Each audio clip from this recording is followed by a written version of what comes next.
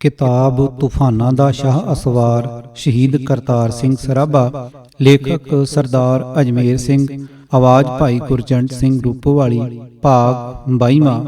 अपने देश अंदर ਆਪਣਿਆਂ ਦੀ ਤਲਾਸ਼, ਅਣਕਿਆਸੀਆਂ ਮੁਸ਼ਕਲਾਂ ਤੇ ਚੁਣੌਤੀਆਂ, ਜਥੇਬੰਦਕ ਕਾਰਜ, ਪੈਸੇ ਤੇ ਹਥਿਆਰਾਂ ਦੀ ਸਮੱਸਿਆ, ਰਾਜਸੀ ਤੇ ਫੌਜੀ ਕਾਰਜ ਅਤੇ ਘਰ ਤੋਂ ਸ਼ੁਰੂਆਤ। ਵਾਹਿਗੁਰੂ ਜੀ ਕਾ ਖਾਲਸਾ, ਵਾਹਿਗੁਰੂ ਜੀ ਕੀ ਫਤਿਹ। ਦੇਸ਼ ਪਹੁੰਚ ਕੇ ਗਦਰੀਆਂ ਸਾਹਮਣੇ ਪਹਾੜ ਜਿੱਡੇ ਕਾਰਜ ਪਏ ਸਨ। ਪਾਰਟੀ ਦੇ ਪ੍ਰਮੁੱਖ ਆਗੂਆਂ ਦੇ ਗ੍ਰਿਫਤਾਰ ਹੋ ਜਾਣ ਕਰਕੇ ਇਨ੍ਹਾਂ ਕਾਰਜਾਂ ਦਾ ਬੋਝ ਸਭ ਤੋਂ ਵੱਧ ਭਾਈ ਕਰਤਾਰ ਸਿੰਘ ਸਰਾਭਾ ਦੇ ਮਲੂਕ ਮੋਢਿਆਂ ਤੇ ਆਣ ਪਿਆ ਸੀ। ਜਥੇਬੰਦਕ ਕਾਰਜ।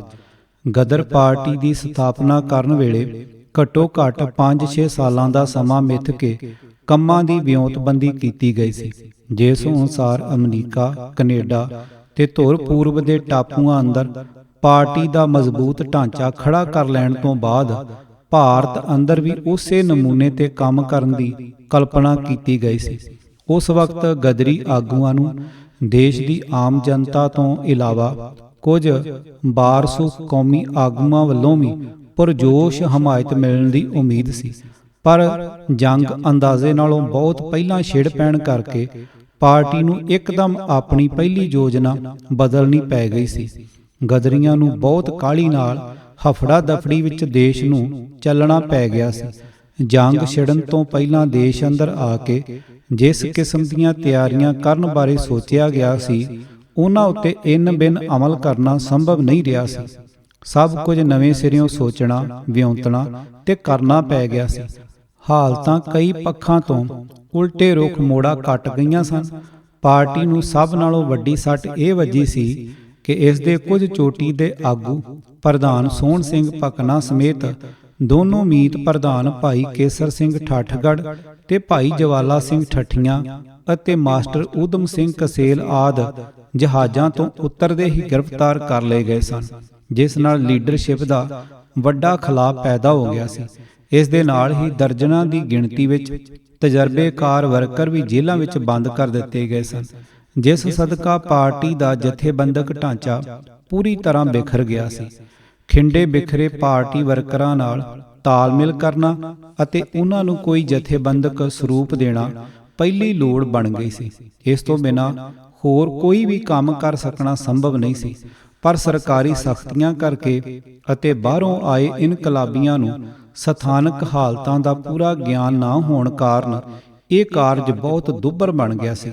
ਇਸ ਕਾਰਜ ਦਾ ਜ਼ਿੰਮਾ ਗ੍ਰਿਫਤਾਰੀਆਂ ਤੋਂ ਬਚੇ ਚੰਦ ਆਗੂਆਂ ਨੂੰ ਓਟਣਾ ਪੈ ਗਿਆ ਸੀ। ਇਹ ਜ਼ਿੰਮੇਵਾਰੀ ਭਾਈ ਕਰਤਾਰ ਸਿੰਘ ਸਰਾਭਾ ਨੇ ਬਖੂਬੀ ਨਿਭਾਈ। ਉਹ ਬਾਕੀ ਗਦਰੀਆਂ ਨਾਲੋਂ ਤਕਰੀਬਨ 1 ਮਹੀਨਾ ਪਹਿਲਾਂ ਸਤੰਬਰ ਦੇ ਤੀਜੇ ਹਫ਼ਤੇ ਦੇ ਅਖੀਰ ਜਿਹੇ ਵਿੱਚ ਪੰਜਾਬ ਪਹੁੰਚ ਗਿਆ ਸੀ। ਬਾਕੀ ਗਦਰੀ ਨਵੰਬਰ ਦੇ ਮੁੱਢ ਵਿੱਚ ਆਉਣੇ ਸ਼ੁਰੂ ਹੋਏ ਸਨ। ਸਰਾਭਾ ਆਉਣ ਵਾਲੇ ਗਦਰੀਆਂ ਨਾਲ ਸੰਪਰਕ ਕਰਨ ਲਈ ਮਾਝੇ ਤੋਂ ਲੈ ਕੇ ਮਾਲਵੇ ਤੱਕ ਤੂਫਾਨੀ ਗੇੜੇ ਮਾਰਦਾ, ਗ੍ਰਿਫਤਾਰ ਹੋਏ ਜਾਂ ਰੂਹ-ਪੋਸ਼ ਹੋਏ ਗਦਰੀਆਂ ਦੇ ਪਰਿਵਾਰਾਂ ਨੂੰ ਮਿਲਦਾ ਤੇ ਹੌਸਲਾ ਦਿੰਦਾ ਅਤੇ ਕੰਮ ਕਰਨ ਲਈ ਉਤਾਵਲੇ ਵਰਕਰਾਂ ਨੂੰ ਸੇਧ ਤੇ ਪ੍ਰੇਰਨਾ ਦਿੰਦਾ ਸੀ। ਬਾਬਾ ਸੋਹਣ ਸਿੰਘ ਭਕਨਾ ਨੂੰ ਗ੍ਰਿਫਤਾਰ ਕਰਕੇ ਕਲਕੱਤੇ ਤੋਂ ਲੁਧਿਆਣੇ ਲਿਆਂਦਾ ਗਿਆ ਸੀ ਅਤੇ ਉੱਥੇ ਉਸ ਨੂੰ ਪੁੱਛ ਪੜਤਾਲ ਵਾਸਤੇ ਥੋੜੇ ਦਿਨਾਂ ਲਈ ਪੁਲਿਸ ਦੀ ਨਿਗਰਾਨੀ ਹੇਠ ਜੇਲ੍ਹ ਘਰ ਵਿੱਚ ਖੁੱਲ੍ਹਾ ਹੀ ਰੱਖਿਆ ਗਿਆ ਸੀ। ਇੱਕ ਦਿਨ ਬਾਬਾ ਭਕਨਾ ਜੀ ਪੁਲਿਸ ਦੀ ਨਿਗਰਾਨੀ ਵਾਲੇ ਸਿਪਾਹੀਆਂ ਨੂੰ ਨਾਲ ਲੈ ਕੇ ਬਾਜ਼ਾਰ ਵਿੱਚ ਫਿਰ ਰਹੇ ਸਨ ਕਿ ਭਾਈ ਕਰਤਾਰ ਸਿੰਘ ਸਰਾਭਾ ਨੇ ਅਚਾਨਕ ਬਾਬਾ ਜੀ ਨੂੰ ਆ ਫਤਿਹ ਬੁਲਾਈ। ਦੋਵਾਂ ਨੇ ਪੰਜਾਬ ਵਿੱਚ ਕੰਮ ਚਲਾਉਣ ਬਾਰੇ ਸੰਖੇਪ ਵਿੱਚ ਵਿਚਾਰ ਵਟਾਂਦਰਾ ਕੀਤਾ।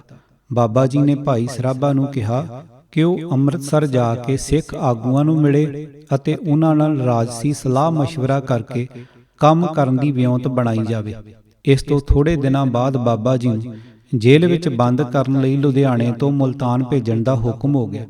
ਜਦ ਬਾਬਾ ਜੀ ਨੂੰ ਬੰਦ ਘੋੜਾ ਗੱਡੀ ਵਿੱਚ ਪੁਲਿਸ ਦੇ ਸਖਤ ਪਹਿਰੇ ਹੇਠ ਜੇਲ੍ਹ ਘਰ ਤੋਂ ਰੇਲਵੇ ਸਟੇਸ਼ਨ ਨੂੰ ਲਿਜਾਇਆ ਜਾ ਰਿਹਾ ਸੀ ਤਾਂ ਰਸਤੇ ਵਿੱਚ ਭਾਈ ਕਰਤਾਰ ਸਿੰਘ ਸਰਾਭਾ ਫਿਰ ਛਲੇਡੇ ਵਾਂਗ ਕਿਤੋਂ ਪ੍ਰਗਟ ਹੋ ਗਿਆ। ਉਸਨੇ ਆਪਣਾ ਸਾਈਕਲ ਘੋੜਾ ਗੱਡੀ ਦੇ ਬਰਾਬਰ ਕਰ ਲਿਆ ਅਤੇ ਦੋਵੇਂ ਇਨਕਲਾਬੀਆਂ ਨੇ ਅੱਖਾਂ ਦੇ ਇਸ਼ਾਰੇ ਨਾਲ ਆਪਣੇ ਭਾਵ ਸਾਂਝੇ ਕੀਤੇ। ਸਟੇਸ਼ਨ ਉੱਤੇ ਜਾ ਕੇ ਦੋਵਾਂ ਨੇ ਫਿਰ ਪੁਲਿਸ ਤੋਂ ਬਚ ਬਚਾ ਕੇ ਪਾਰਟੀ ਦਾ ਕੰਮ ਚਲਾਉਣ ਬਾਰੇ ਜ਼ਰੂਰੀ ਵਿਚਾਰ ਸਾਂਝੇ ਕੀਤੇ। ਇਸ ਤੋਂ ਪਤਾ ਲੱਗਦਾ ਹੈ ਕਿ ਭਾਈ ਸਰਾਭਾ ਲੁਧਿਆਣੇ ਰਹਿ ਕੇ ਬਾਬਾ ਸੋਹਣ ਸਿੰਘ ਭਕਨਾ ਬਾਰੇ ਪੂਰੀ ਸੂਹ ਰੱਖ ਰਿਹਾ ਸੀ ਅਤੇ ਉਹਨਾਂ ਨਾਲ ਮੁਲਾਕਾਤ ਕਰਨ ਦੇ ਮੌਕੇ ਦੀ ਤਾੜ ਵਿੱਚ ਰਹਿੰਦਾ ਸੀ। ਪੈਸੇ ਤੇ ਹਥਿਆਰਾਂ ਦੀ ਸਮੱਸਿਆ। ਪਾਰਟੀ ਨੂੰ ਦੂਸਰੀ ਵੱਡੀ ਸੱਟ ਇਹ ਵੱਜੀ ਸੀ ਕਿ ਅੰਗਰੇਜ਼ ਸਰਕਾਰ ਨੇ ਗਦਰੀ ਇਨਕਲਾਬੀਆਂ ਦੇ ਦੇਸ਼ ਅੰਦਰ ਹਥਿਆਰ ਲਿਆਉਣ ਦੇ ਯਤਨ ਨਾਕਾਮ ਕਰ ਦਿੱਤੇ ਸਨ। ਦੇਸ਼ ਅੰਦਰ ਮੁੱਢਲਾ ਕੰਮ ਤੋਰਨ ਲਈ ਪਾਰਟੀ ਨੂੰ ਪਹਿਲਾਂ ਕੁਝ ਹਥਿਆਰ, ਪਿਸਤੌਲ ਤੇ ਦੇਸੀ ਬੰਬ, ਹੱਥ ਗੋਲੇ ਆਦਿ ਜ਼ਰੂਰੀ ਲੋੜੀਂਦੇ ਸਨ। ਇਹਨਾਂ ਦੀ ਮਦਦ ਨਾਲ ਸਰਕਾਰੀ ਖਜ਼ਾਨੇ ਤੇ ਅਸਲਾਖਾਨੇ ਲੁੱਟਣ ਦੇ ਮਨਸੂਬੇ ਬਣਾਏ ਗਏ ਸਨ। ਇਹ ਪੈਸੇ ਤੇ ਹਥਿਆਰ ਬਗਾਵਤ ਦੀ ਕਾਮਯਾਬੀ ਲਈ ਅਤਿ ਜ਼ਰੂਰੀ ਸਨ। ਪਾਰਟੀ ਨੇ ਅਮਰੀਕਾ ਅੰਦਰ ਆਪਣੇ ਕੁਝ ਬੰਦਿਆਂ ਨੂੰ ਦੇਸੀ ਬੰਬ ਬਣਾਉਣ ਅਤੇ ਪਿਸਤੌਲਾਂ ਤੇ ਬੰਦੂਕਾਂ ਦੀ ਵਰਤੋਂ ਕਰਨ ਦੀ ਮੁੱਢਲੀ ਟ੍ਰੇਨਿੰਗ ਦੇ ਦਿੱਤੀ ਸੀ। ਅਮਰੀਕਾ ਤੇ ਕੈਨੇਡਾ ਤੋਂ ਤੁਰਨ ਵੇਲੇ ਕੁਝ ਪਿਸਤੌਲ ਤੇ ਗੋਲੀ ਸਿੱਕਾ ਲੁਕੋ ਕੇ ਲਿਆਉਣ ਦੇ ਪ੍ਰਬੰਧ ਕੀਤੇ ਸਨ। ਕਈਆਂ ਨੇ ਸਰਹਾਣਿਆਂ ਵਿੱਚ ਪਿਸਤੌਲ ਲੁਕੋ ਲਏ ਸਨ। ਕਿਸੇ ਨੇ ਬਾਲਟੀਆਂ ਦੇ ਥੱਲਿਆਂ ਵਿੱਚ ਪਿਸਤੌਲ ਤੇ ਗੋਲੀ ਸਿੱਕਾ ਛੁਪਾ ਲਿਆ ਸੀ। ਜਹਾਜ਼ਾਂ ਵਿੱਚ ਕੋਲੇ ਦੇ ਭੰਡਾਰਾਂ ਵਿੱਚ ਵੀ ਹਥਿਆਰ ਲੁਕਾਉਣ ਦੀ ਤਰਕੀਬ ਵਰਤੀ ਗਈ ਸੀ। ਪਰ ਜੰਗ ਛਿੜ ਪੈਣ ਉਪਰੰਤ ਅੰਗਰੇਜ਼ ਸਰਕਾਰ ਦੇ ਹੱਦੋਂ ਵੱਧ ਚੌਕਸ ਹੋ ਜਾਣ ਕਰਕੇ ਚੋਰੀ ਛੁਪੇ ਹਥਿਆਰ ਲਿਆਉਣ ਦੀਆਂ ਸਾਰੀਆਂ ਕੋਸ਼ਿਸ਼ਾਂ ਫੇਲ ਹੋ ਗਈਆਂ ਸਨ।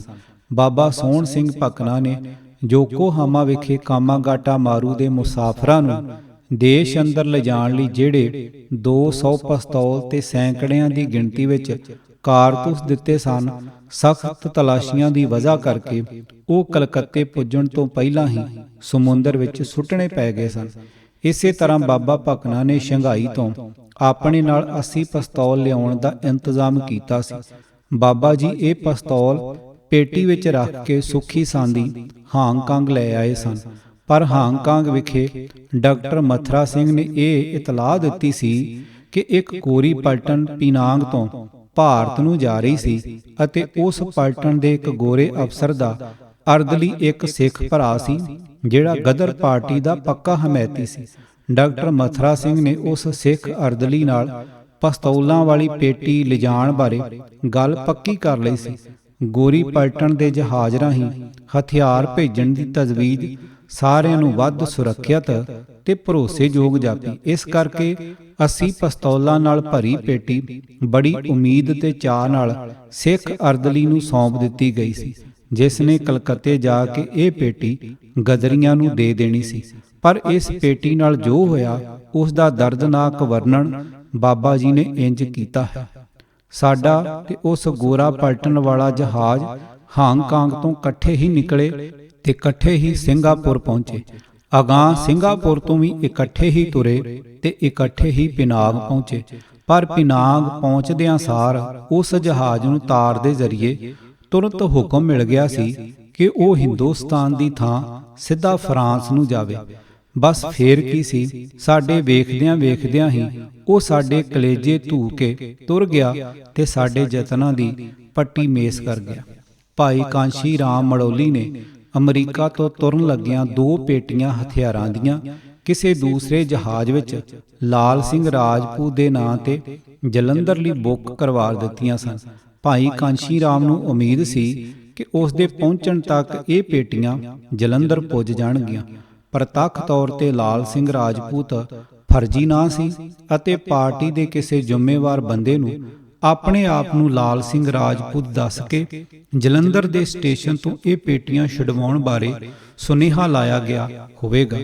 ਭਾਈ ਕਾਂਸ਼ੀ ਰਾਮ ਕਲਕੱਤੇ ਤੋਂ ਸਿੱਧਾ ਆਪਣੇ ਪਿੰਡ ਮੜੌਲੀ ਜ਼ਿਲ੍ਹਾ ਰੋਪੜ ਪਹੁੰਚੇ ਅਤੇ ਆਪਣੇ ਘਰ ਵਾਲਿਆਂ ਨੂੰ ਕਿਹਾ ਕਿ ਉਹਨਾਂ ਵਿੱਚੋਂ ਕੋਈ ਜਣਾ ਜਲੰਧਰ ਜਾ ਕੇ ਇੱਕ ਲਾਲ ਸਿੰਘ ਰਾਜਪੂਤ ਤੋਂ ਪਤਾ ਕਰ ਆਵੇ ਕਿ ਜੋ 2 ਪੇਟੀਆਂ ਉਸ ਦੇ ਨਾਂ ਦੀਆਂ ਮੈਂ ਅਮਰੀਕਾ ਤੋਂ ਬੁੱਕ ਕਰਵਾਈਆਂ ਸਨ ਉਹ ਉਸ ਨੂੰ ਮਿਲ ਗਈਆਂ ਹਨ ਕਿ ਨਹੀਂ।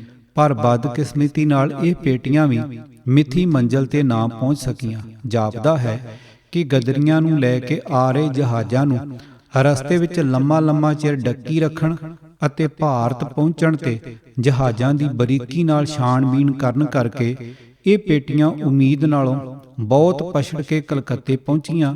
ਕਲਕੱਤੇ ਦੀ ਪੁਲਿਸ ਨੇ 27 ਮਾਰਚ 1915 ਨੂੰ 2 ਪੇਟੀਆਂ ਕਵਾਚਾ ਮਾਰੂ ਜਹਾਜ਼ ਉੱਤੋਂ ਫੜੀਆਂ, ਜਿਨ੍ਹਾਂ ਉੱਤੇ ਅੰਗਰੇਜ਼ੀ ਵਿੱਚ ਕੱਕਾ ਰਾਰਾ ਮੰਮਾ ਤੇ ਕੱਕਾ ਰਾਮ ਲਿਖਿਆ ਹੋਇਆ ਸੀ। ਇਹਨਾਂ ਵਿੱਚ ਉੱਤੇ ਹੋਰ ਮਾਲ ਭਰਿਆ ਹੋਇਆ ਸੀ, ਪਰ ਹੇਠਾਂ ਦੂਰੇ ਥੱਲੇ ਲਾ ਕੇ 2 ਰਫਲਾਂ, 1 ਮੌਜਰ ਪਿਸਤੌਲ, 1500 ਰਫਲਾਂ ਦੀਆਂ ਗੋਲੀਆਂ ਤੇ 300 ਪਿਸਤੌਲਾਂ ਦੇ ਕਾਰਤੂਸ ਲੁਕੋਏ ਹੋਏ ਲੱਭੇ। ਭਾਈ ਕਰਤਾਰ ਸਿੰਘ ਸਰਾਭਾ ਵੱਲੋਂ ਅਮਰੀਕਾ ਤੋਂ ਜੈਕ ਨੂੰ ਆਪਣੇ ਨਾਲ ਲਿਆਉਣ ਦਾ ਮੰਤਵ ਇਹ ਸੀ ਕਿ ਉਸ ਦੀ ਸਹਾਇਤਾ ਨਾਲ ਕਿਸੇ ਢੁਕਵੀਂ ਜਗ੍ਹਾ ਉੱਤੇ ਬੰਬ ਬਣਾਉਣ ਦਾ ਅੱਡਾ ਕਾਇਮ ਕੀਤਾ ਜਾਵੇਗਾ, ਪਰ ਜੈਕ ਦੇ ਭਾਰਤ ਵਿੱਚ ਦਾਖਲ ਨਾ ਹੋ ਸਕਣ ਕਰਕੇ ਇਹ ਮਨਸੂਬਾ ਵੀ ਸਿਰੇ ਨਾ ਚੜ੍ਹ ਸਕਿਆ। ਇਸ ਤਰ੍ਹਾਂ ਹਥਿਆਰ ਲਿਆਉਣ ਦੇ ਸਾਰੇ ਯਤਨ ਨਾਕਾਮ ਹੋਣ ਕਰਕੇ ਪਾਰਟੀ ਨੂੰ ਵੱਡੀ ਮੁਸ਼ਕਲ ਦਾ ਸਾਹਮਣਾ ਕਰਨਾ ਪਿਆ। ਹਥਿਆਰਾਂ ਦੀ ਮਦਦ ਨਾਲ ਸਰਕਾਰੀ ਖਜ਼ਾਨੇ ਲੁੱਟ ਕੇ ਮਾਇਕ ਲੋੜਾਂ ਪੂਰੀਆਂ ਕਰਨ ਅਤੇ ਛਾਉਣੀ ਤੇ ਠਾਣਿਆਂ 'ਚੋਂ ਵੱਡੀ ਪੱਧਰ ਤੇ ਹਥਿਆਰ ਲੁੱਟਣ ਦੀ ਜਿਹੜੀ ਪਲਾਨ ਬਣਾਈ ਗਈ ਸੀ, ਉਹ ਨੇਪਰੇ ਨਾ ਚੜ੍ਹ ਸਕੀ। ਪੈਸੇ ਤੇ ਹਥਿਆਰਾਂ ਬਗੈਰ ਕੰਮ ਤੋਰਨ ਵਿੱਚ ਭਾਰੀ ਦਿੱਕਤਾਂ ਦਾ ਸਾਹਮਣਾ ਕਰਨਾ ਪਿਆ। ਅੱਗੇ ਚੱਲ ਕੇ ਅਸੀਂ ਦੇਖਾਂਗੇ ਕਿ ਹਥਿਆਰ ਤੇ ਪੈਸਾ ਹਾਸਲ ਕਰਨ ਲਈ ਪਾਰਟੀ ਨੂੰ ਕਿੰਨੇ ਜੋਖਮ ਉਠਾਉਣੇ ਪਏ ਅਤੇ ਇਸ ਕੰਮ ਵਿੱਚ ਨਾ ਸਿਰਫ ਬਹੁਤ ਸਾਰਾ ਸਮਾਂ ਤੇ ਸ਼ਕਤੀ ਬਰਬਾਦ ਹੋਈ, ਬਲਕਿ ਕਈ ਕੀਮਤੀ ਜਾਨਾਂ ਵੀ ਅਜਾਈਂ ਗਵਾਉਣੀਆਂ ਪਈਆਂ। ਰਾਜਸੀ ਤੇ ਫੌਜੀ ਕਾਰਜ। ਅੰਗਰੇਜ਼ੀ ਫੌਜ ਅੰਦਰਲੇ ਦੇਸੀ ਸਿਪਾਹੀਆਂ, ਖਾਸ ਕਰਕੇ ਸਿੱਖ ਜਵਾਨਾਂ ਨੂੰ ਬਗਾਵਤ ਲਈ ਤਿਆਰ ਕਰਨਾ ਗਦਰ ਪਾਰਟੀ ਦਾ ਕੁੰਜੀਵਤ ਕਾਰਜ ਮਿਥਿਆ ਗਿਆ ਸੀ। ਅੰਗਰੇਜ਼ ਸਰਕਾਰ ਦਾ ਤਖਤਾ ਪਲਟਣ ਲਈ ਵੱਧ ਟੇਕ ਫੌਜੀ ਬਗਾਵਤ ਉੱਤੇ ਰੱਖੀ ਗਈ ਸੀ। ਅਮਰੀਕਾ ਤੋਂ ਭਾਰਤ ਨੂੰ ਆਉਂਦਿਆਂ ਕਰਤਾਰ ਸਿੰਘ ਸਰਾਭਾ ਸਾਰੇ ਰਸਤੇ ਖਿਆਲਾਂ ਵਿੱਚ ਭਾਰਤੀ ਫੌਜ ਦੀਆਂ ਛਾਉਣੀਆਂ ਵਿੱਚ ਘੁੰਮਦਾ ਤੇ ਫੌਜੀਆਂ ਨੂੰ ਬਗਾਵਤ ਲਈ ਉਭਾਰਨ ਵਾਸਤੇ ਪ੍ਰੇਰਨਾਮਈ ਦਲੀਲਾਂ ਤੇ ਵਾਰਤਾਲਾਪ ਚਿਤਵਦਾ ਸਿਰਜਦਾ ਰਿਹਾ ਸੀ। ਮੁੜਦੇ ਵਕਤ ਕਰਤਾਰ ਸਿੰਘ ਨੂੰ ਕੁਝ ਦਿਨ ਹਾਂਗਕਾਂਗ ਅਟਕਣਾ ਪੈ ਗਿਆ ਸੀ। ਉਸ ਨੂੰ ਭਾਰਤੀ ਫੌਜ ਦੀਆਂ ਹਾਂਗਕਾਂਗ ਵਿਖੇ ਤੈਨਾਤ ਕੀਤੀਆਂ ਪਲਟਣਾਂ ਦੇ ਇਨਕਲਾਬੀ ਝੁਕਾਅ ਦਾ ਪਤਾ ਸੀ। ਉਹ ਇਹਨਾਂ ਪਲਟਣਾਂ ਅੰਦਰ ਨੇਮ ਨਾਲ ਡਾਕ ਦੇ ਜ਼ਰੀਏ ਗਦਰ ਅਖਬਾਰ ਭੇਜਦਾ ਰਿਹਾ ਸੀ, ਜਿਸ ਕਰਕੇ ਉਸ ਨੂੰ ਕੁਝ ਸਿੱਖ ਜਵਾਨਾਂ ਦੇ ਨਾਮ ਵੀ ਚੇਤੇ ਹੋ ਗਏ ਸਨ। ਹਾਂਗਕਾਂਗ ਆ ਕੇ ਉਸ ਨੂੰ ਪਤਾ ਚੱਲਿਆ ਕਿ ਗੋਰੇ ਅਫਸਰਾਂ ਨੂੰ ਸਿੱਖ ਸਿਪਾਹੀਆਂ ਦੇ ਇਨਕਲਾਬੀ ਝੁਕਾਵਾਂ ਦੀ ਸੂਹ ਮਿਲ ਗਈ ਸੀ ਅਤੇ ਇਹਨਾਂ ਸਿਪਾਹੀਆਂ ਨੂੰ ਬਾਕੀ ਰਾਜਮੈਂਟ ਨਾਲੋਂ ਵੱਖ ਕਰਨ ਲਈ ਵਾਪਸ ਭਾਰਤ ਫਿਰੋਜ਼ਪੁਰ ਭੇਜ ਦਿੱਤਾ ਗਿਆ ਸੀ। ਇਸ ਨਾਲ ਭਾਈ ਕਰਤਾਰ ਸਿੰਘ ਦਾ ਹੌਸਲਾ ਹੋਰ ਵੱਧ ਗਿਆ ਸੀ। ਹੁਣ ਉਸ ਨੂੰ ਦੇਸ਼ ਜਾਂਦਿਆਂ ਹੀ ਪੱਕੇ ਬੰਦੇ ਮਿਲ ਜਾਣ ਦੀ ਉਮੀਦ ਵੱਧ ਗਈ ਸੀ ਅਤੇ ਉਹਨਾਂ ਰਾਹੀਂ ਛਾਉਣੀਆਂ ਅੰਦਰ ਇਨਕਲਾਬੀ ਪ੍ਰਚਾਰ ਕਰਕੇ ਫੌਜਾਂ ਨੂੰ ਬਗਾਵਤ ਲਈ ਤਿਆਰ ਕਰਨ ਦੀ ਆਸ ਵੱਜ ਗਈ ਸੀ। ਉਧਰ ਮਾਝੇ ਦੇ ਗਦਰੀਆਂ ਨੇ ਮੀਆਂ ਮੀਰ ਲਾਹੌਰ ਛਾਉਣੀ ਵਿਖੇ ਤੈਨਾਤ 23ਵੇਂ ਰਸਾਲੇ ਦੇ ਸਿੱਖ ਜਵਾਨਾਂ ਨਾਲ ਸਿਆਣ ਕੱਢ ਲਈ ਸੀ। ਉੱਥੋਂ ਉਹਨਾਂ ਨੂੰ ਤਕੜੀ ਹਮਾਇਤ ਮਿਲਣ ਦਾ ਯਕੀਨ ਹੋ ਗਿਆ ਸੀ। ਕਰਤਾਰ ਸਿੰਘ ਸਰਾਭਾ ਨੇ ਪੰਜਾਬ ਆਉਣ ਸਾਰ ਇਹਨਾਂ ਦੋਵਾਂ ਛਾਉਣੀਆਂ ਨੂੰ ਫੌਜੀ ਬਗਾਵਤ ਦੇ ਕੇਂਦਰ ਬਣਾਉਣ ਦੀ ਯੁੱਧ ਨੀਤੀ ਉੱਤੇ ਅਮਲ ਕਰਨਾ ਸ਼ੁਰੂ ਕਰ ਦਿੱਤਾ ਸੀ। ਉਸ ਨੇ ਹਥਿਆਰਾਂ ਦੀ ਤਲਾਸ਼ ਤੱਦੀ ਨਾਲ ਬੰਗਾਲ ਦਾ ਚੱਕਰ ਲਾਇਆ, ਪਰ ਉੱਥੋਂ ਨਿਰਾਸ਼ ਪਰਤਣਾ ਪਿਆ। ਇਸ ਉਪਰੰਤ ਉਸ ਨੇ ਫੌਰੀ ਲੋੜ ਪੂਰੀ ਕਰਨ ਲਈ ਕੁਝ ਦੇਸੀ ਬੰਬ ਬਣਾਉਣ ਦਾ ਜੁਗਾੜ ਕਾਇਮ ਕੀਤਾ। ਰਾਜਸੀ ਫਰੰਟ ਉੱਤੇ ਪਾਰਟੀ ਸਾਹਮਣੇ ਮੁੱਖ ਕਾਰਜ ਇਹ ਸਨ: 1. ਦੇਸ਼ ਅੰਦਰਲੇ ਸਰਕਾਰ ਵਿਰੋਧੀ ਰਾਜਸੀ ਵਰਗਾਂ ਤੇ ਵਿਅਕਤੀਆਂ ਨੂੰ ਮਿਲ ਕੇ ਉਹਨਾਂ ਦੇ ਵਿਚਾਰਾਂ ਦੀ ਟੋਹ ਲੈਣੀ ਅਤੇ ਉਹਨਾਂ ਵਿੱਚੋਂ ਗਦਰ ਪਾਰਟੀ ਨੂੰ ਸਹਿਯੋਗ ਦੇਣ ਲਈ ਰਜ਼ਾਮੰਦ ਤਾਕਤਾਂ ਨਾਲ ਰਾਜਸੀ ਮੇਲਜੋਲ ਕਾਇਮ ਕਰਨਾ। 2. ਪੰਜਾਬ ਦੀ ਆਮ ਜਨਤਾ ਨੂੰ ਰਾਜਸੀ ਤੌਰ ਤੇ ਜਾਗਰੂਕ ਤੇ ਲਾਮਬੰਦ ਕਰਨ ਲਈ ਰਾਜਸੀ ਪ੍ਰਚਾਰ ਦੀ ਅਸਰਦਾਰ ਮੁਹਿੰਮ ਚਲਾਉਣੀ। ਜੰਗ ਲੱਗਣ ਤੋਂ ਪਹਿਲਾਂ ਪਾਰਟੀ ਨੇ ਦੇਸ਼ ਅੰਦਰ ਆਪਣਾ ਛਾਪਾਖਾਨਾ ਲਾਉਣ ਅਤੇ ਗਦਰ ਅਖਬਾਰ ਛਾਪ ਕੇ ਵਿਆਪਕ ਪੈਮਾਨੇ ਤੇ ਵੰਡਣ ਦਾ ਪ੍ਰੋਜੈਕਟ ਉਲੀਕਿਆ ਸੀ, ਪਰ ਜੰਗ ਛਿੜ ਪੈਣ ਤੋਂ ਬਾਅਦ ਸਮੇਂ ਦੀ ਘਾਟ ਕਾਰਨ ਪਾਰਟੀ ਨੂੰ ਇਹ ਉਤਸ਼ਾਹੀ ਪ੍ਰੋਜੈਕਟ ਤਿਆਗਣਾ ਪੈ ਗਿਆ ਸੀ। ਪਰ ਫਿਰ ਵੀ ਰਾਜਸੀ ਪ੍ਰਾਪੇ ਗੰਢੇ ਦੀ ਤੁਰੰਤ ਪੈਰੀ ਲੋੜ ਪੂਰੀ ਕਰਨ ਲਈ ਕੁਝ ਕੰਮ ਚਲਾਊ ਕਦਮ ਚੁੱਕੇ ਗਏ, ਜਿਵੇਂ ਸਾਈਕਲੋ ਸਟਾਈਲ ਮਸ਼ੀਨਾਂ ਨਾਲ ਹੱਥ ਪਰਚੇ ਤੇ ਛੋਟੇ ਪੈਂਫਲੇਟ ਆਦਿ ਛਾਪ ਕੇ ਵੰਡਣ ਦੀ ਵਿਉਂਤ ਬਣਾਈ ਗਈ। ਇਹਨਾਂ ਸਾਰੇ ਕਾਰਜਾਂ ਦਾ ਬੀੜਾ ਸਰਾਭੇ ਨੇ ਹੀ ਚੁੱਕਿਆ। ਇਸ ਤਰੀਕੇ ਨਾਲ ਭਾਈ ਕਰਤਾਰ ਸਿੰਘ ਸਰਾਭਾ ਦੇਸ਼ ਅੰਦਰ ਪਾਰਟੀ ਦੇ ਕੰਮ ਦੀ ਚੂਲ ਬਣਿਆ। ਉਹ ਗਦਰ ਦੀ ਸਫਲਤਾ ਲਈ ਲੱਕ ਬੰਨ੍ਹ ਕੇ ਕੰਮ ਵਿੱਚ ਜੁਟ ਗਿਆ। ਘਰ ਤੋਂ ਸ਼ੁਰੂਆਤ। ਭਾਈ ਕਰਤਾਰ ਸਿੰਘ ਸਰਾਭਾ ਮਦਰਾਸ ਤੋਂ ਗੱਡੀ ਫੜ ਕੇ ਸਿੱਧਾ ਲੁਧਿਆਣੇ ਆਇਆ। ਲੁਧਿਆਣਾ ਉਸ ਦਾ ਕਈ ਅਰਥਾਂ ਵਿੱਚ ਘਰ ਸੀ। ਉਸ ਨੇ ਲੁਧਿਆਣਾ ਸ਼ਹਿਰ ਦੇ ਗੁਆਂਢ ਵਿੱਚ ਹੀ ਸਰਾਭਾ ਪਿੰਡ ਵਿੱਚ ਆਪਣਾ ਬਚਪਨ ਗੁਜ਼ਾਰਿਆ ਸੀ ਅਤੇ ਫਿਰ ਲੁਧਿਆਣੇ ਹੀ ਪਹਿਲਾਂ ਖਾਲਸਾ ਹਾਈ ਸਕੂਲ ਤੇ ਉਸ ਤੋਂ ਬਾਅਦ ਥੋੜ੍ਹੇ ਜਿਹੇ ਸਮੇਂ ਲਈ ਇਸਲਾਮੀਆ ਹਾਈ ਸਕੂਲ ਵਿੱਚ ਪੜ੍ਹਾਈ ਕੀਤੀ ਸੀ। ਉਹ ਦੋਨੋਂ ਸਕੂਲਾਂ ਦੇ ਹੋਸਟਲਾਂ ਵਿੱਚ ਰਹਿ ਚੁੱਕਾ ਸੀ, ਜਿਸ ਕਰਕੇ ਉਸ ਦੀ ਜਾਣ ਪਛਾਣ ਦਾ ਦਾਇਰਾ ਵਿਸ਼ਾਲ ਹੋ ਗਿਆ ਸੀ। ਉਹ ਖਾਲਸਾ ਸਕੂਲ ਦੇ ਰਾਜਸੀ ਤੇ ਧਾਰਮਿਕ ਮਾਹੌਲ ਤੋਂ ਖਾਸ ਤੌਰ ਤੇ ਚੰਗੀ ਤਰ੍ਹਾਂ ਜਾਣੂ ਸੀ। ਖਾਲਸਾ ਸਕੂਲ ਵਿੱਚ ਪੜ੍ਹਨ ਕਰਕੇ ਉਹ ਭਾਈ ਰਣਧੀਰ ਸਿੰਘ ਦੇ ਨਾਮ ਤੇ ਸ਼ਖਸੀਅਤ ਤੋਂ ਭਲੀ ਭਾਂਤ ਵਾਕਿਫ ਸੀ। ਉਨੀ ਦਿਨੀ ਖਾਲਸਾ ਸਕੂਲ ਦੀ ਖਾਲਸਾ ਭੁਜੰਗੀ ਸਭਾ ਨੇ ਅੰਗਰੇਜ਼ ਸਰਕਾਰ ਵੱਲੋਂ ਗੁਰਦੁਆਰਾ ਰਕਾਬਗੰਜ ਸਾਹਿਬ ਦੀ ਕੰਧ ਢਾਏ ਜਾਣ ਵਿਰੁੱਧ ਪ੍ਰਚਾਰ ਦੀ ਜ਼ੋਰਦਾਰ ਮੁਹਿੰਮ ਵਿੱਢੀ ਹੋਈ ਸੀ, ਜਿਸ ਦਾ ਜ਼ਿਕਰ ਅਮਰੀਕਾ ਅੰਦਰ ਗਦਰ ਪਾਰਟੀ ਦੀਆਂ ਸਫਾਂ ਵਿੱਚ ਆਮ ਹੁੰਦਾ ਰਹਿੰਦਾ ਸੀ। ਇਸ ਕਰਕੇ ਭਾਈ ਕਰਤਾਰ ਸਿੰਘ ਸਰਾਭਾ ਨੂੰ ਖਾਲਸਾ ਸਕੂਲ ਦੇ ਭੁਜੰਗੀ ਸਭਾ ਨਾਲ ਜੁੜੇ ਵਿਦਿਆਰਥੀਆਂ ਤੇ ਅਧਿਆਪਕਾਂ ਕੋਲੋਂ ਸਹਿਯੋਗ ਦੀ ਤਕੜੀ ਉਮੀਦ ਸੀ। ਲੁਧਿਆਣੇ ਰੇਲ ਗੱਡੀ ਤੋਂ ਉਤਰ ਕੇ ਉਹ ਪਹਿਲਾਂ ਸਿੱਧਾ ਆਪਣੇ ਪਿੰਡ ਗਿਆ ਅਤੇ ਜਦੋਂ ਉਸਨੇ ਆਪਣੇ ਦਾਦਾ ਜੀ ਸਰਦਾਰ ਬਦਨ ਸਿੰਘ ਨੂੰ ਅਚਾਨਕ ਜਾ ਫਤਿਹ ਬੁਲਾਈ ਹੋਵੇਗੀ ਤਾਂ 3 ਸਾਲਾਂ ਬਾਅਦ ਅਚਨਚੇਤੀ ਪੋਤਰੇ ਨੂੰ ਸਾਹਮਣੇ ਖੜਾ ਦੇਖ ਕੇ ਦਾਦੇ ਨੂੰ ਇੱਕ ਪਲ ਖੁਸ਼ੀ ਤੇ ਦੂਜੇ ਪਲ ਅਚੰਭਾ ਹੋਇਆ ਹੋਵੇਗਾ, ਕਿਉਂਕਿ ਕਰਤਾਰ ਸਿੰਘ ਨੇ ਆਪਣੇ ਆਉਣ ਦੀ ਕੋਈ ਪੂਰਵ ਸੂਚਨਾ ਨਹੀਂ ਦਿੱਤੀ ਸੀ। 3 ਸਾਲਾਂ ਵਿੱਚ ਕਰਤਾਰ ਸਿੰਘ ਦਾ ਮੁਹਾਂਦਰਾ ਕਾਫੀ ਬਦਲ ਗਿਆ ਸੀ। ਉਹ ਹੁਣ ਮੁੰਡਾ ਖੁੰਡਾ ਨਹੀਂ ਰਿਹਾ ਸੀ, ਉਹ ਮੁੱਛ-ਫੁੱਟ ਗੱਭਰੂ ਬਣ ਗਿਆ ਸੀ। ਉਸ ਦੇ ਚਿਹਰੇ ਤੇ ਚੰਚਲਤਾ ਦੀ ਥਾਵੇਂ ਗੰਭੀਰਤਾ ਦਾ ਪ੍ਰਭਾਵ ਆ ਗਿਆ ਸੀ। ਅਮਰੀਕਾ ਅੰਦਰ ਵਿਚਰਨ ਤੇ ਇਨਕਲਾਬੀ ਪਾਰਟੀ ਵਿੱਚ ਕੰਮ ਕਰਨ ਕਰਕੇ ਜਿੱਥੇ ਉਸ ਦੀ ਗਿਆਨ ਦ੍ਰਿਸ਼ਟੀ ਵਿਸ਼ਾਲ ਹੋ ਗਈ ਸੀ, ਉੱਥੇ ਉਸ ਨੂੰ ਗੱਲਬਾਤ ਕਰਨ ਦਾ ਤਰੀਕਾ ਤੇ ਸਲੀਕਾ ਵੀ ਆ ਗਿਆ ਸੀ। ਉਸ ਨੇ ਆਪਣੇ ਦਾਦਾ ਜੀ ਨੂੰ ਬਹੁਤ ਹੀ ਤਹੱਮਲ ਤੇ ਸਵੈ ਭਰੋਸੇ ਨਾਲ ਆਪਣੇ ਆਉਣ ਦਾ ਮੰਤਵ ਸਮਝਾ ਦਿੱਤਾ ਸੀ। ਕੋਈ ਆਮ ਦਾਦਾ ਹੁੰਦਾ ਤਾਂ ਪੋਤਰੇ ਦੇ ਅਜਿਹੇ ਖਤਰਨਾਕ ਵਿਚਾਰਾਂ ਤੇ ਇਰਾਦਿਆਂ ਬਾਰੇ ਪਤਾ ਲੱਗਣ ਤੇ ਇੱਕਦਮ ਘਬਰਾ ਜਾਂਦਾ ਅਤੇ ਪੋਤਰੇ ਨੂੰ ਬੁਰਾ ਭਲਾ ਕਹਿਣ ਤੋਂ ਨਾ ਰੁਕਦਾ। ਪਰ ਗੁਰਸਿੱਖ ਹੋਣ ਨਾਤੇ ਸਰਦਾਰ ਬਦਨ ਸਿੰਘ ਨੇ ਭਾਈ ਕਰਤਾਰ ਸਿੰਘ ਉੱਤੇ ਖਫਾ ਹੋਣ ਦੀ ਬਜਾਏ ਉਸ ਨੂੰ ਹੱਲਾਸ਼ੇਰੀ ਦਿੱਤੀ ਅਤੇ ਉਸ ਦੇ ਇਨਕਲਾਬੀ ਵਿਚਾਰਾਂ ਤੇ ਟੀਚਿਆਂ ਨਾਲ ਆਪਣੀ ਪੂਰਨ ਸਹਿਮਤੀ ਜਤਾਈ। ਇਸ ਦੀ ਪੁਸ਼ਟੀ directory of the Ghadar movement ਨਾਮੀ ਸਰਕਾਰੀ ਦਸਤਾਵੇਜ਼ ਅੰਦਰ ਸਰਦਾਰ ਬਦਨ ਸਿੰਘ ਉੱਤੇ ਲਾਏ ਇਸ ਇਲਜ਼ਾਮ ਤੋਂ ਹੁੰਦੀ ਹੈ ਕਿ ਉਸ ਨੇ ਆਪਣੇ ਪੋਤਰੇ ਨੂੰ ਖੁੱਲੀ ਹਿੰਸਾ ਲਈ ਉਕਸਾਇਆ ਸੀ। ਕਰਤਾਰ ਸਿੰਘ ਸਰਾਭੇ ਨੇ ਆਉਂਦਿਆਂ ਹੀ ਖਾਲਸਾ ਹਾਈ ਸਕੂਲ ਦੇ ਵਿਦਿਆਰਥੀਆਂ ਨਾਲ ਪਛਾਣਾਂ ਕੱਢ ਲਈਆਂ ਸਨ ਅਤੇ ਇਸਲਾਮੀਆ ਹਾਈ ਸਕੂਲ ਦੇ ਹੋਸਟਲ ਵਿੱਚ ਰਹਿੰਦੇ ਦਰਜਨ ਤੋਂ ਵੱਧ ਵਿਦਿਆਰਥੀਆਂ ਨੂੰ ਪ੍ਰੇਰ ਕੇ ਆਪਣੇ ਨਾਲ ਜੋੜ ਲਿਆ ਸੀ। ਸਰਕਾਰੀ ਦਸਤਾਵੇਜ਼ਾਂ ਅਨੁਸਾਰ ਇਨ੍ਹਾਂ ਵਿਦਿਆਰਥੀਆਂ ਦੇ ਨਾਮ ਇਸ ਪ੍ਰਕਾਰ ਹਨ: ਸੁੱਚਾ ਸਿੰਘ ਭੋਲਾਪੁਰ, ਪੂਰਨ ਸਿੰਘ ਜੇਤਨਪੁਰਾ, ਸੱਜਣ ਸਿੰਘ ਨਾਰੰਗਵਾਲ, ਕਿਰਪਾਲ ਸਿੰਘ ਇਸਲਾਮੀਆ ਹਾਈ ਸਕੂਲ, ਅਨੋਖ ਸਿੰਘ, ਗਿਆਨੀ ਦਲੀਪ ਸਿੰਘ ਫੁੱਲਾਂਵਾਲ, ਖੜਕ ਸਿੰਘ, ਕਰਤਾਰ ਸਿੰਘ ਫੱਲੇਵਾਲ, ਜੈਮਲ ਸਿੰਘ, ਸੂਰਤੀ ਸਿੰਘ, ਸ਼ੇਰ ਮੁਹੰਮਦ ਆਦਿ। ਸੁੱਚਾ ਸਿੰਘ ਪਹਿਲਾਂ ਖਾਲਸਾ ਸਕੂਲ ਵਿੱਚ ਸੱਜਣ ਸਿੰਘ ਨਾਰੰਗਵਾਲ ਨਾਲ ਪੜ੍ਹਦਾ ਰਿਹਾ ਸੀ, ਪਰ ਬਾਅਦ ਵਿੱਚ ਉਹ ਇਸਲਾਮੀਆ ਸਕੂਲ ਵਿੱਚ ਪੜ੍ਹਨੇ ਜਾ ਲੱਗਾ ਸੀ। ਇਸਲਾਮੀਆ ਸਕੂਲ ਦੇ ਹੋਸਟਲ ਵਿੱਚ ਸੁੱਚਾ ਸਿੰਘ ਦਾ ਕਮਰਾ ਕਰਤਾਰ ਸਿੰਘ ਸਰਾਭਾ ਦਾ ਇੱਕ ਕਿਸਮ ਦਾ ਹੈੱਡਕੁਆਟਰ ਬਣ ਗਿਆ ਸੀ। ਉਹ ਇੱਥੇ ਨੌ ਰੰਗ ਸਿੰਘ ਤੇ ਹਰਨਾਮ ਸਿੰਘ ਦੇ ਫਰਜ਼ੀ ਨਾਵਾਂ ਹੇਠ ਵਿਚਰਦਾ ਸੀ। ਇਹ ਵਿਦਿਆਰਥੀ ਪਾਰਟੀ ਦੀਆਂ ਪ੍ਰਚਾਰ ਲਿਖਤਾਂ ਦੀਆਂ ਸਾਈਕਲੋ ਸਟਾਈਲ ਕਾਪੀਆਂ ਕਰਕੇ ਵੱਖ-ਵੱਖ ਥਾਵਾਂ ਤੇ ਪਹੁੰਚਾਉਂਦੇ ਰਹੇ। ਇਸ ਤੋਂ ਇਲਾਵਾ ਇਹਨਾਂ ਨੇ ਪਾਰਟੀ ਦੇ ਸੁਨੇਹੇ ਪਤੇ ਲਿਜਾਣ ਵਿੱਚ ਬਹੁਤ ਮਦਦ ਕੀਤੀ। ਇਹਨਾਂ ਵਿੱਚੋਂ ਕੁਝ ਕੁ ਨੇ ਸਰਾਭੇ ਨਾਲ ਮਿਲ ਕੇ ਛਾਉਣੀਆਂ ਅੰਦਰ ਫੌਜਾਂ ਵਿੱਚ ਪ੍ਰਚਾਰ ਕਰਨ ਵਿੱਚ ਉੱਘਾ ਰੋਲ ਨਿਭਾਇਆ। ਕੁਝ ਕੁ ਨੇ ਅੰਮ੍ਰਿਤਸਰ ਤੇ ਲਾਹੌਰ ਵਿੱਚ ਪਾਰਟੀ ਦੇ ਹੈੱਡਕੁਆਟਰ ਵਿੱਚ ਹੀ ਜ਼ਿੰਮੇਵਾਰੀਆਂ ਨਿਭਾਈਆਂ।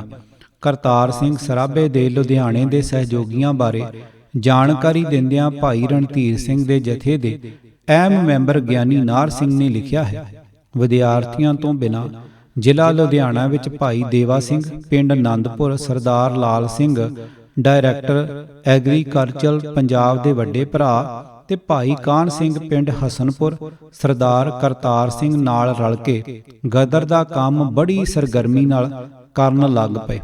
1914 ਦੇ ਇੱਕ ਦਿਨ ਦੁਪਹਿਰੇ ਜਿਹੇ ਭਾਈ ਦੇਵਾ ਸਿੰਘ ਨੇ ਗਿਰਜਾ ਘਰ ਦੇ ਚੌਂਕ ਤੋਂ ਥੋੜਾ ਪਰੇ ਚੌੜਾ ਬਾਜ਼ਾਰ ਵਿੱਚ ਮੇਰੇ ਨਾਲ ਸਰਦਾਰ ਕਰਤਾਰ ਸਿੰਘ ਦੀ ਮੁਲਾਕਾਤ ਕਰਾਈ। 2 ਮਿੰਟ ਦੀ ਮੁਲਾਕਾਤ ਹੋਈ। ਪਹਿਲਾਂ ਆਪੋ ਵਿੱਚ ਜਾਣੂ ਹੀ ਸਾਂ।